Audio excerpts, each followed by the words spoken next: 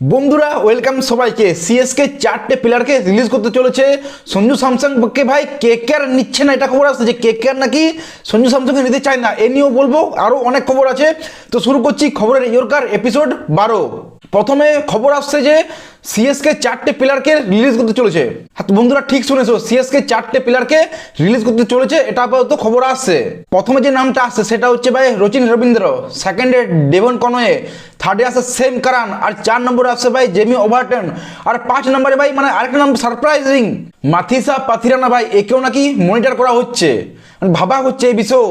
আর plus ভাই অশ্বিন নদী থেকে নিজে চেয়েছে যে রিলিজ হবো আমি।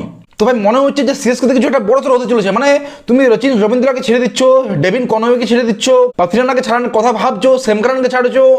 তো ভাই এটা একটা সিএসকে মনে হচ্ছে যে বড় চেঞ্জ করতে চলেছে, যেটা আপাতত খবর আসছে। এই খবর যদি দেখি তাহলে আরেকটা খবর আসছিল ভাই এলএসজি মানে সঞ্জু স্যামসংয়ের বদলে, মানে ঋষভ পান্তের বদলে সঞ্জু স্যামসংকে নেওয়ার কথা ভাবছে ভাই।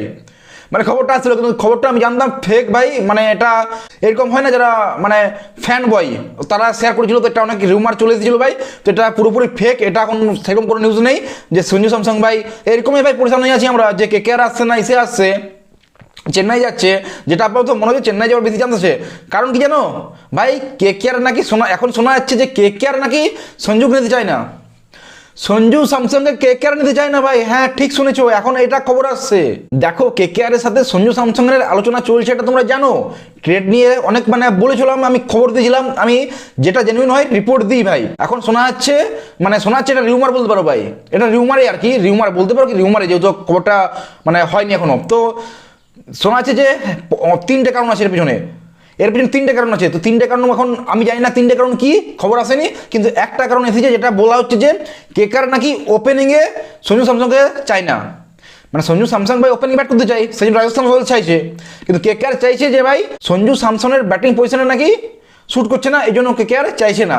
তাহলে সঞ্জু স্যামসং যদি ব্যাট করে তাহলে ওকে থার্ডে খেলতে হবে, থার্ডে বা ফোর্থে, বা ওপেনিং খেলাতে পারে। তাহলে ওপেনিং যদি খেলায় তাহলে ভাই রাহানে এরা মানে যারা আছে ওদের প্রবলেম হয়ে যেতে পারে।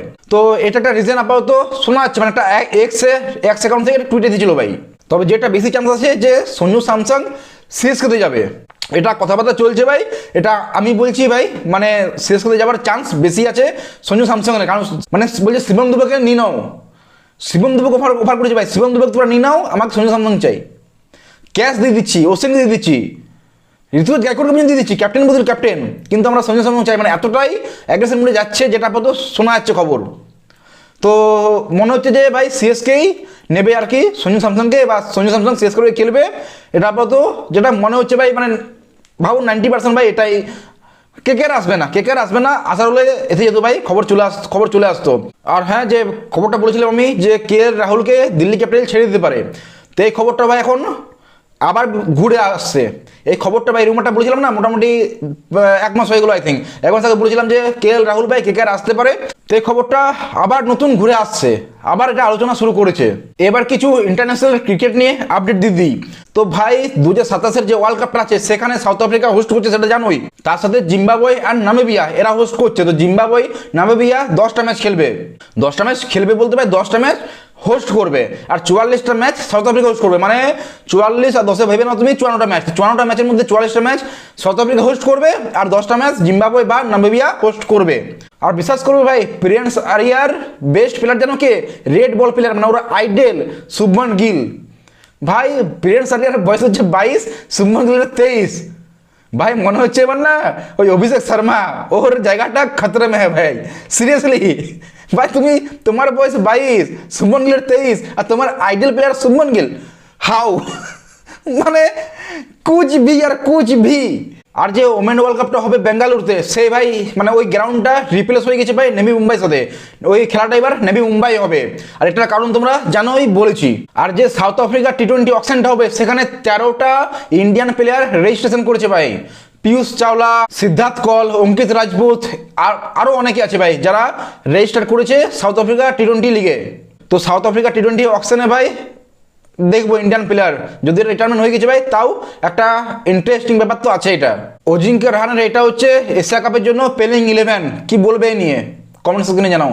আর ভাই ক্যাপ্টেন তাহির 46 বছর বয়সে 5 উইকেট নিচ্ছে, 46 বছর বয়সে ভাই। আর